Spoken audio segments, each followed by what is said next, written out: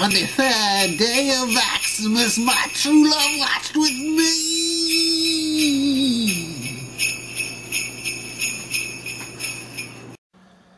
Hey, welcome to another 12 Days of Axemas. No, we're not doing Silent Night, Deadly Night. Thank God.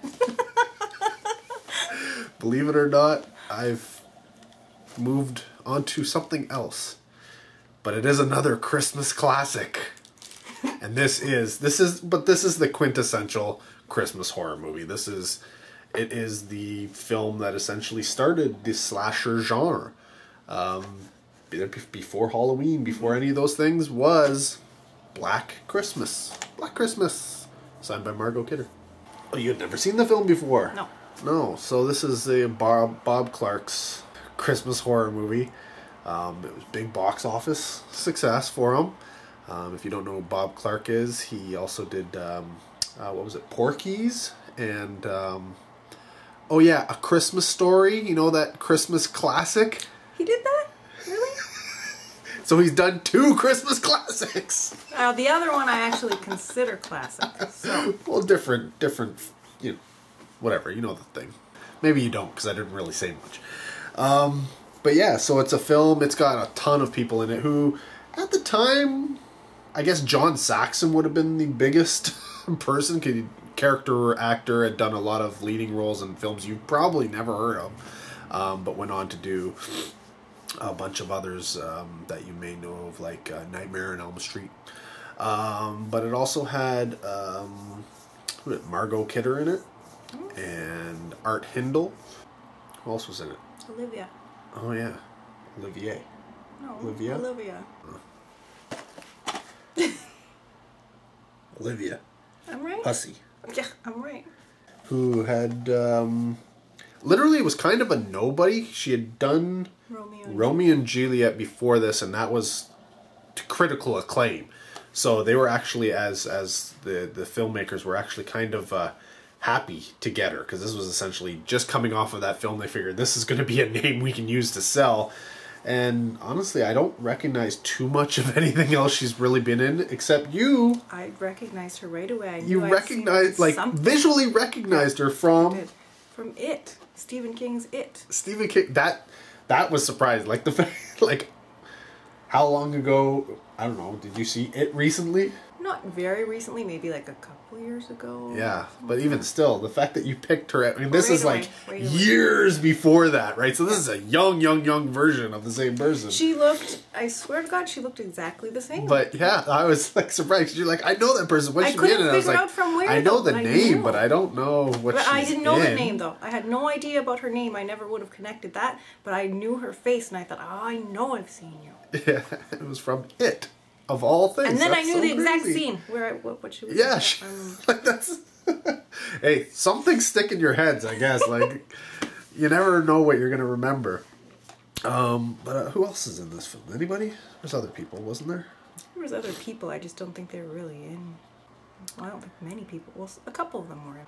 But yeah, no, that's essentially. I think that's pretty much all the main characters. Oh, Andrea Martin. Oh my God! Yeah. Andrea Martin is in this. A young Andrea Martin, before she hit SCTV, is in this. Of course. And you recognized her, and I'm thinking, she oh yeah, right like off the bat. I like, don't think so. But yeah, so she's in this. She plays one of the sorority sisters, and essentially, I don't even how would you do the synopsis for this one? It's a sorority house, Christmas time, and there's a killer in the house killing them type thing, right? Like, there isn't really much else to the story. No. Like, there is no story arc or anything. There's just people die. Yeah. Right?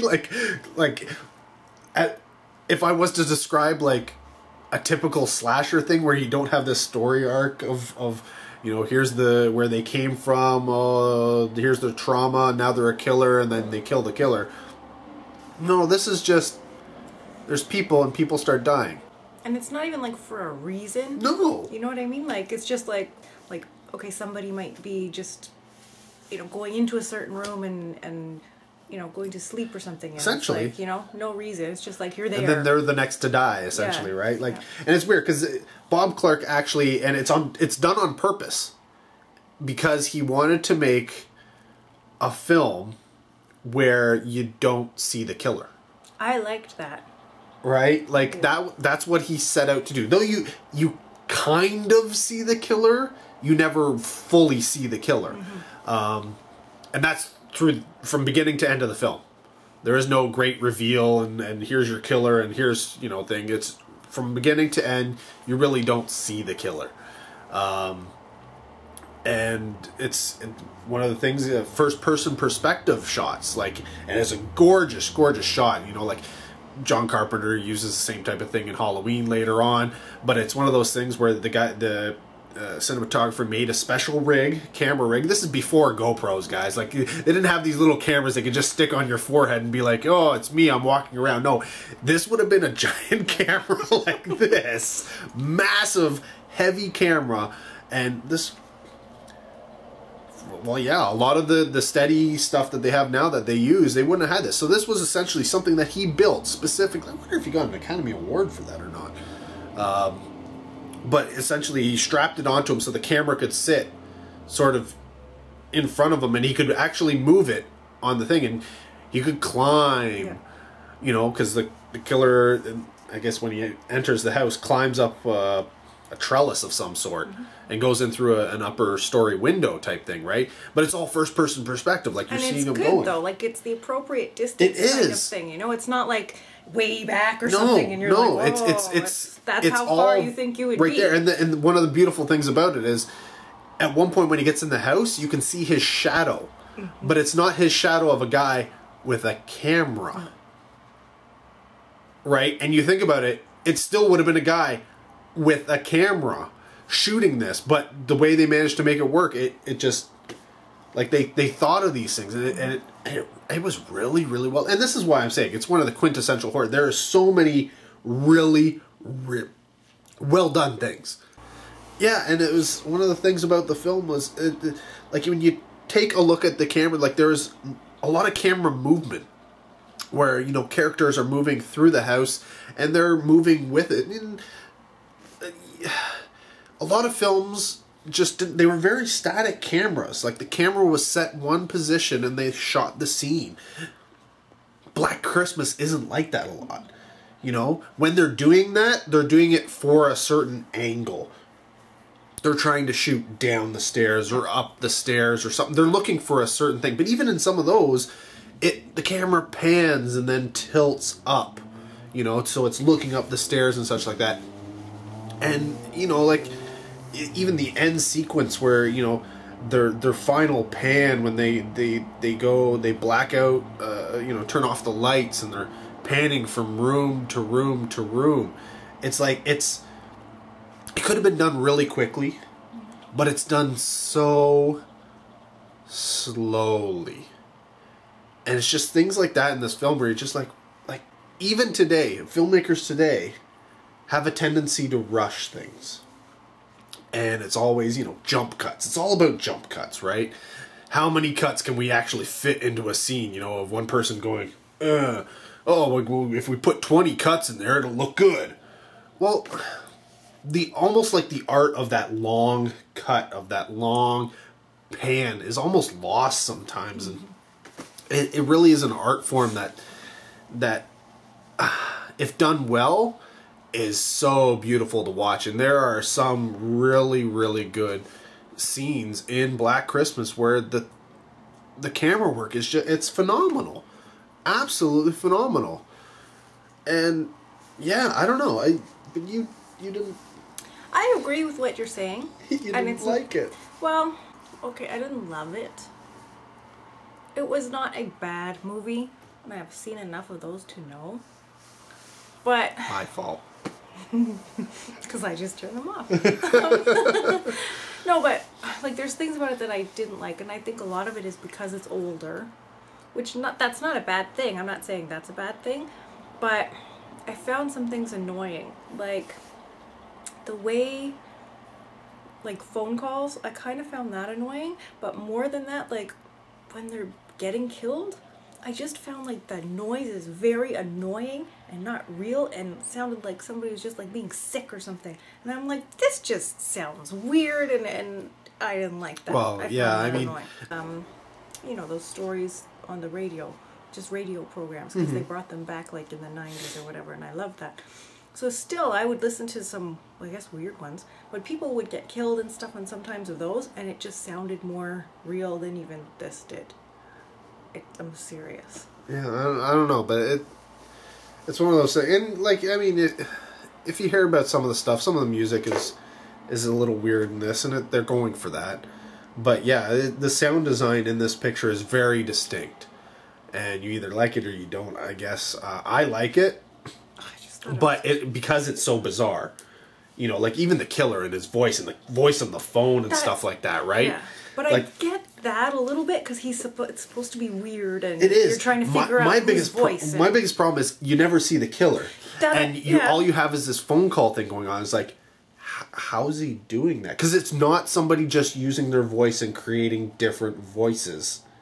I know. At first, it sounded to me like, oh, wait a minute, the killer is like recording his victim. Yeah, you know what I mean? Fast forwarding the tape and adding in different things and stuff. And some things would be him and him talking like this. Yeah. And you'd be like, okay, great. But then other times you're like, okay, that was a woman. Yeah. You know, and that was not, like, there's stuff coming out of it. Almost like, you know, like you would say if you're watching like an exorcism movie and somebody, you know, the person's talking, you're like, where did that voice come from? Clearly it's not from the person in the scene. It's done in post-production and they make it happen and sound like that. But the people in the room are like, oh my god, she's possessed by a demon because a human can't make those sounds. Well, that's the same type of stuff that's coming over this phone, right? And you're just like, okay. But you never get to see him actually talking on the other end type thing. Even if they had, like, because sometimes you saw his hand, right? So even if they did that kind of thing and you just see him, like, holding it up to a face, but you maybe don't get to see his whole face, that would have been okay. Just to, like, see him actually making those weird sound effects? I guess, but even still, you'd be like, well, that's not coming out of his mouth. And I really disliked how you never got to see him at the end, even. That really bothered me. I need to know who it is. You like some closure, right? Yes. Though, this is the thing. It's clearly left open for a sequel. Yeah, exactly. That's what I thought. Clearly left open for a sequel, but I don't think there's a Black Christmas 2. Like, not that I know of. And there shouldn't be, probably, because they would have just ruined it, I think. Well, it depends. Like, if it had been Bob Clark coming back and doing all that kind of stuff and making a Black Christmas 2, I think it probably could have been good. Because Bob Clark, like I said, you look at his all the movies he's made, and he has made some absolute classics. Like, films that people, if you think of a genre, it's up there in the top 10. You know? And I could see him doing... I don't know that he ever... No. I think he did Porky's 2. So he has done a sequel. That was great. It wasn't quite as good as the first one. Here's something else that I did like about this movie, though. Uh-oh. I'm allowed to like stuff. I liked that it wasn't... Well, first of all, there was, like, no nudity stuff. Yes. So I liked that, because it was not necessary. No. And I also liked how, okay, you knew that the people died, but it wasn't like overkill, right? Like, you didn't even really see it. You know what I mean? And so it was kind of subtle like that, and so I kind of liked that too. Because, I don't know. Well, that's the thing. This was before you would have those crazy kills and stuff like that, right? Like, even Halloween doesn't have a lot of stuff happening, right? So I liked that. So... yeah, eventually, the slasher genre it eventually became, how good are the kills? How creative are the kills? Because how many times can you can make a movie of killer comes around and kills people? Eventually, it's just the same movie over and over again, and to a degree they mostly are.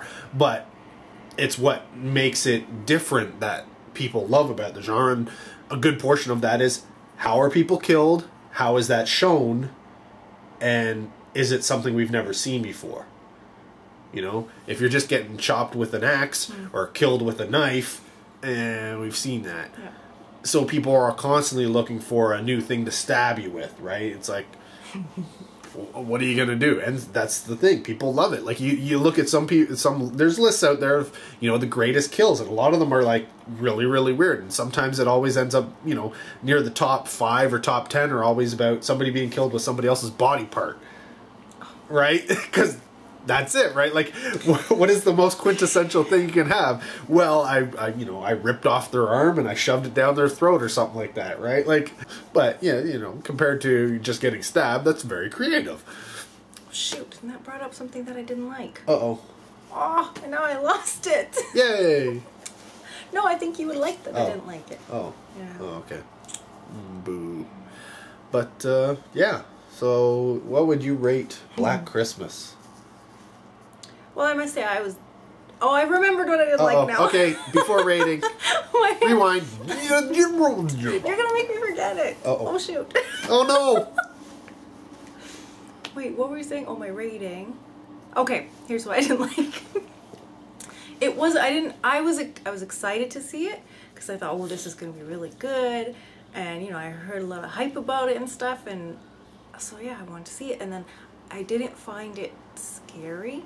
And don't say, oh, it's not supposed to be scary or whatever. I wanted it to be scary. I was expecting a little bit of scary because it reminded me, what's that movie, When a Stranger Calls or something? Same kind of thing about phone calls, right? Or even stupid, not stupid, but Scream, right? Like the phone call thing. And that kind of freaks me out. So I expect it to be a little more scary.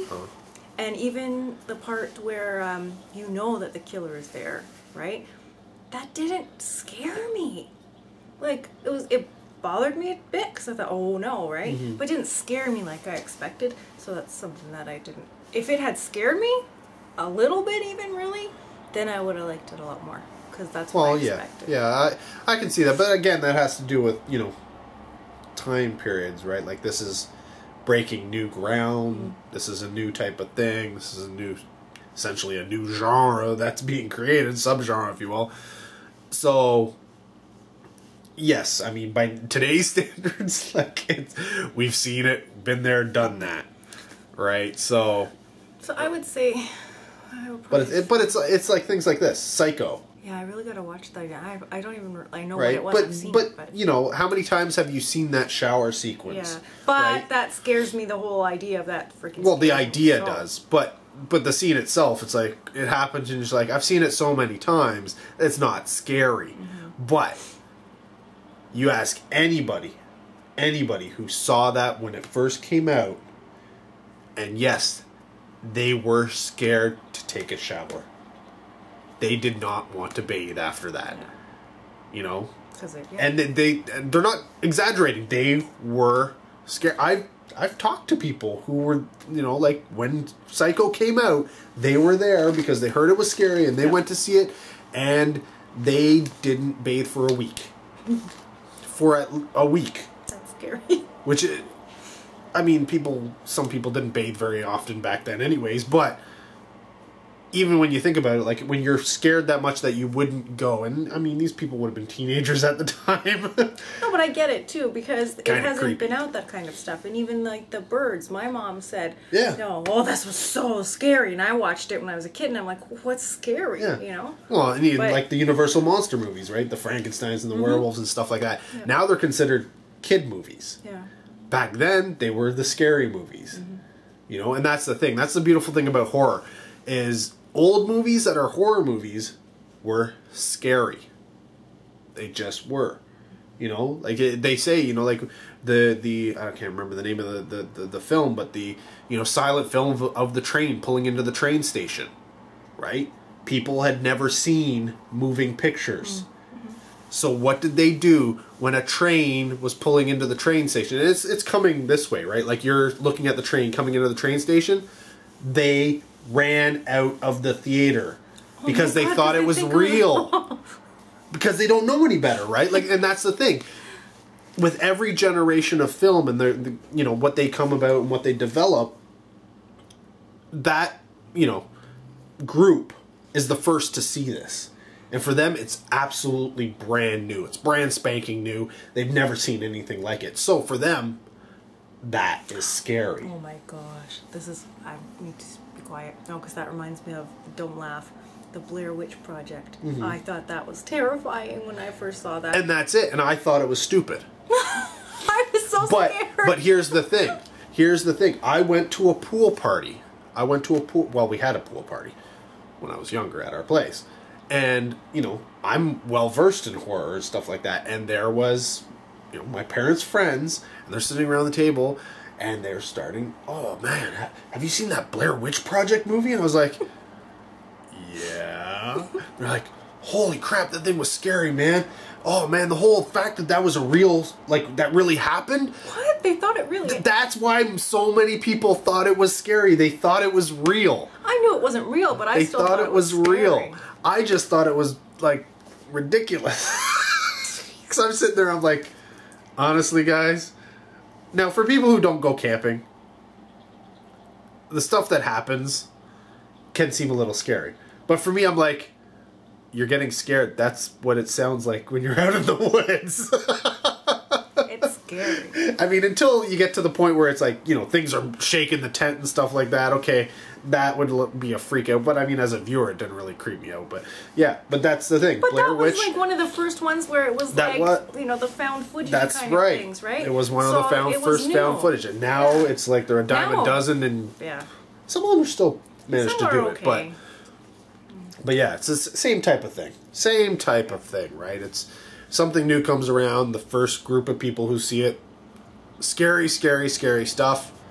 Then, you know, subsequent generations, you know, your kids grow up and go, you thought that was scary? I'm 6 years old. Well, sorry. Maybe I shouldn't have let you watch that. Yeah. Right? Like, that's just the way it happens, right? It's like, for us, it's like we grew up on Godzilla and you know, things. And Godzilla? I'm not that old. Godzilla is still being made, man. Like, what do you mean that old? I'm thinking of like the old. Well, no. Godzilla was on television. We grew up on these things. It was on every Sunday. Okay, maybe Clash of the Titans, all these kind of things, which were the movies that parents went to when they were, you know, teenagers, and they were like, oh my god, this is the greatest thing. We grew up as like Saturday morning cartoons, right? Like, oh, this was scary. It's like, really? It played right after the Flintstones. Whatever, right? But that's just the way it is. Generations are different. Different things happen, and different things are scary for different folks.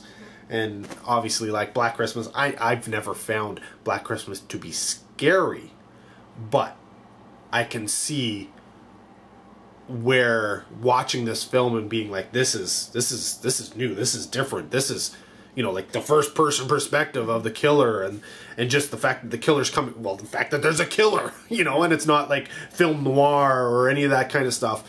It's not a thriller. Murder mystery where it's, you know, people are just trying to solve these mysteries. No, these are just people getting killed. Yep. You know, and there's no rhyme or reason. There's no reason for it. There's no explanation given. It's just, you could be next. Right? That was something different. So yeah, I could see that as being scary when it first came out. Though I don't recall. I mean, you hear about the film being a huge box office success. You hear about it being a cult success, you know, later on down the road. I don't know that I've ever talked to anybody who actually saw it when it first came out and said it was scary. If you saw Black Christmas when it first came out into theaters, was it scary? Did you find it scary? Did your friends find it scary? Comment down below, because I really would like to know. I've honestly never heard anybody refer to it like that. So maybe it never was scary. Maybe it wasn't meant to be really scary. Who knows? Who knows? Maybe we've just talked on for like the last 10 minutes about something that really had no relevance. It's entertaining. Entertaining. Back to ratings. What would you rate Black Christmas? Probably 3. A 3? Well, see, that's a good rating. Unless it's out of 10. No, out of 5. Out of 5. Okay. 3 out of 5. Yeah, okay. Yeah, for me, it's... I'm trying to think. The way you talk about it, I feel like you would give it like a 4. I'm leaning towards 4. The problem is because it is dated. It's very dated. And one of the big things about dating this film, it's not just what they're wearing. It's not just the cars they're driving. It's not just the decor in the house. Though, if you see the extra on the 2000... Actually, on this DVD here. There's an extra where they actually go back to that house. Beautiful house. Beautiful house. In the movie. What happened to it after that point? Oh my. Green and yellow paint exterior. Oh, and there was pink inside pink on the main level. Wallpaper. I don't know. And stripes. Yeah. Oh, just... It's creepier now, or I don't know if it's still like that. That was 2002. Yeah. But, you know, in 2002, it was a creepier looking house than it was in this movie. Because honestly, the house in this movie, I want. Yeah, it was gorgeous. I'd redo the carpet. Well, yeah. But, oh, gorgeous. Absolutely gorgeous. Dark hardwoods and oh. You have to watch it just to You gotta watch. You gotta, yeah, you do. Just to see the house. But yeah, it's the phone system. Oh, that was the phone neat. system. Oh my God. If you're used to, you know, if this is all you've ever known, and you've heard about, you know, push button phones, and then the rotary phones before that. Well, this is rotary phones taken a step earlier, and this is back essentially when wouldn't have been. What was it? Normally it's a 2-digit and then a 5-digit. Is that how it worked? 2 letters. There's 2 letters. But they corresponded to numbers on the phone. And then I think it was 5. But I don't know. This was before my time. That would make sense. Right? Like this was before my time. It would equal 7. Yeah. Right? And then they didn't have the area code because they had those 2. You know, now cell phones are a little bit different and things have changed over time. But I remember, it may still be that way in some parts of, I don't know, Ontario, Canada, United States, who knows.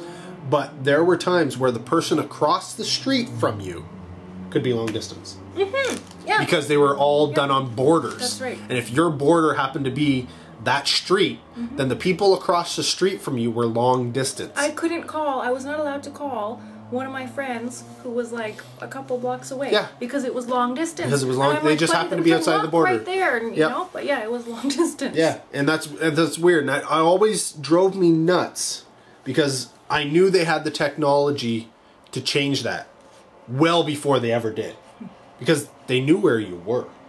They knew where you were calling. Exactly. The distance is not there. They knew what that was. It should have just been a radius outside of where you were, right? Like it was going through computers at that point. And that's one of the things with this film is they're doing a trace on the phone calls. Now, if you watch television and stuff, you all just figure, oh, he's got to be on the phone for a certain amount of time, right? Because the computer has got to figure out, you know, all the different paths to get to that phone line. No, not back then. I couldn't believe that. Back then it was a guy.